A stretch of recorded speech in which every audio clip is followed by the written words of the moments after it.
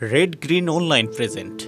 Economics বিষয়টা আপনারা এখানে যাদের দেখছেন তারা কিন্তু সবাই নীতি নির্ধারক, অর্থনৈতিক পরিচালনার গুরুত্বপূর্ণ ক্ষেত্র আছে, কিন্তু ইকোনমিক্স অলিম্পিয়াডের অন্যতম উদ্দেশ্য হচ্ছে শুধুমাত্র নীতি নির্ধারক তৈরির বিষয় নয়, এটা হচ্ছে প্রাত্যহিক জীবনে আমাদের প্রধানমন্ত্রী বলছিলেন ক্লাসরুমের বাইরেও এই শিক্ষাটা হয়। অর্থনীতি একটি ন্যাচারাল সায়েন্স নয়, এটি একটি সোশ্যাল সায়েন্স। এটা হচ্ছে প্রায়োগিক বিষয়গুলো আছে, নিজেদের জীবনে কিভাবে অর্থনীতির মূল কথাগুলোকে প্রয়োগ করতে পারি, এটাও কিন্তু একটা খুব গুরুত্বপূর্ণ বিষয়।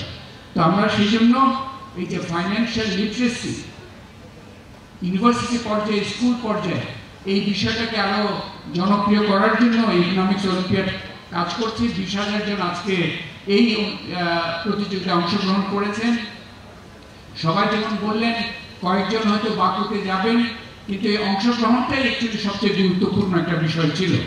এখানে গার্ডিয়ানদেরকে আমি অভিনন্দন এবং ধন্যবাদ জানাতে চাচ্ছি। আপনাদের সন্তানদের আপনারা এখানে উৎসাহিত করেছেন অংশগ্রহণ করার জন্য। স্পন্সরদেরকে, বিশেষ করে আমাদের city bank, Pubali bank, Dhaka bank, তাদেরকে ধন্যবাদ জানাচ্ছি। এখানে সমর্থনগুলো খুবই প্রয়োজন আমাদের হোস্ট রেসিডেন্সিয়াল মডেল কলেজ, যেখানে আমরা অনুষ্ঠানটা করছি, তাদেরকে ধন্যবাদ জানাতে চাচ্ছি। এবং আলামিন, যে আমাদের কার্যকরী টিমের প্রধান, এবং এটাতে আসলে এগিয়ে নিয়ে যাওয়ার জন্য অন্যতম একজন ভূমিকা রাখছে, এবং তার যারা সহযোগী সবাইকে আমরা ধন্যবাদ জানাতে চাই। এবং আশা করছি যে ইকোনমিক্স অলিম্পিয়াড বাংলাদেশে প্রতি বছর একটা মনোযোগের আকর্ষণের কেন্দ্রবিন্দু হয়ে যাবে। আমরা জানি যে আপনার আমরা জানি যে আমাদের এই পরিবর্তনের, আমরা চাই সক্ষম নীতি নির্ধারক, আমরা চাই সক্ষম ব্যক্তি জীবনের মানুষদেরকেও চাই, প্রাত্যহিক জীবনে যারা অর্থনীতির সূত্রগুলো সঠিকভাবে প্রয়োগ করতে পারবে। এই বিষয়টার জন্য ইকোনমিক্স অলিম্পিয়াডটা কাজ করে যাচ্ছে। আশা করি সেটা হবে।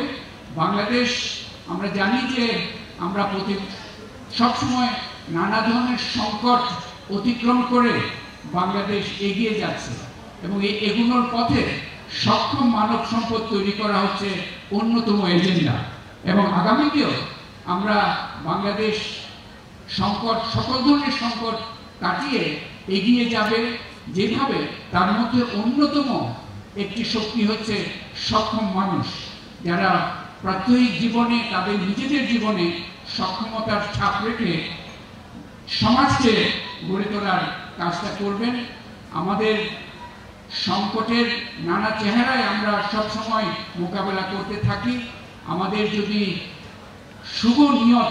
শুভ নিয়তের জায়গায় আমরা যদি ঐক্যবদ্ধ থাকি, আমরা যদি কার্যকরভাবে আমাদের নীতি এবং আমাদের দৈনন্দিন কাজ কার্যকরভাবে যদি পরিচালিত করতে পারি, বাংলাদেশ আমরা সবসময় এগিয়ে যাব। এবং এগিয়ে যাওয়ার পথে এই সক্ষম মানুষগুলোই হবে অন্যতম কারণ।